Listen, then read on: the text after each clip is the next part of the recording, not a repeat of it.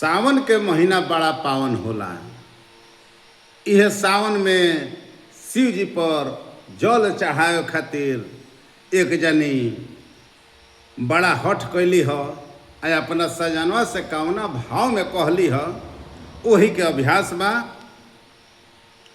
सावन में शिव जी के जलावा चढ़इबो, भांगवा धतुराया का वानवा ले जइबो।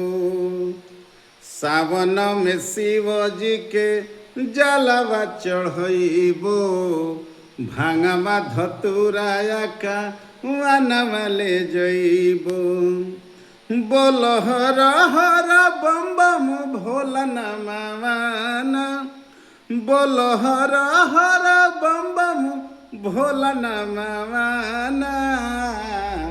चलो न सजनवा संगवा, चलो न सजनवा, चलो न सजनवा संगवा, चलो न सजनवा। बनी जाई जाते बिगड़ल सुनी लो कहनवा, बनी जाई जाते बिगड़ल सुनी लो कहनवा। चलो न सजनवा संगवा, चलो न सजनवा, अरे चलो न सजनवा संगवा, चलो न सजनवा। जोगिया के भेष धरी जइबो सरानावा, भोला माता वाला के करबो पूजनावा, भोला माता वाला के करबो पूजनावा। जोगिया के भेष धरी जइबो सरानावा, भोला माता वाला के करबो पूजनावा, भोला माता वाला के करबो नमनवा। मनवा पावन होई सावन में धामवाना, मनवा पावन होई सावन में धामवाना। चलो न सजनवा संगवा, चलो न सजनवा, चलो न सजनवा संगवा, चलो न सजनवा।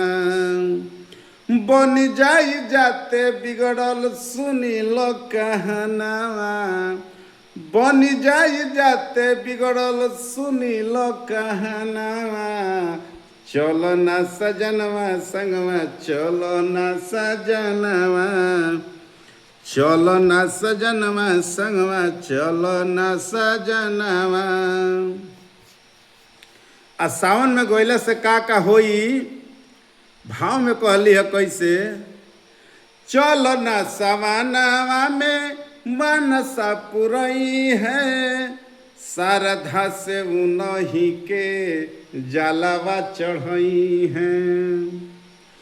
चलो न सवानवा में मनसा पुरई है, शारदा से उन के जे भांगवा चढ़ई है, शारदा से उन के जे जलावा गिरई है। मतवाला भोला दी है बरदनवाना, मतवाला भोला दी है बरदनवाना। चलो न सजनवा संगवा, चलो न सजनवा, अरे चलो न सजनवा संगवा, चलो न सजनवा। बनी जाई जाते बिगड़ल सुनी लो कहनवा, बनी जाई जाते बिगड़ल सुनी लो कहनवा। चलो न सजनवा संगवा, चलो न सजनवा, चलो न सजनवा संगवा, चलो न सजनवा। और का कहली ह, बनी जा कंवरिया धइल डहरिया, मनवा से उनही के कइल गोहरिया, मनवा से उनही के कइल गोहरिया। बन जा कंवरिया धैल डहरिया मनवा से उनही के कैल गोहरिया मनवा से उनही के कैल गोहरिया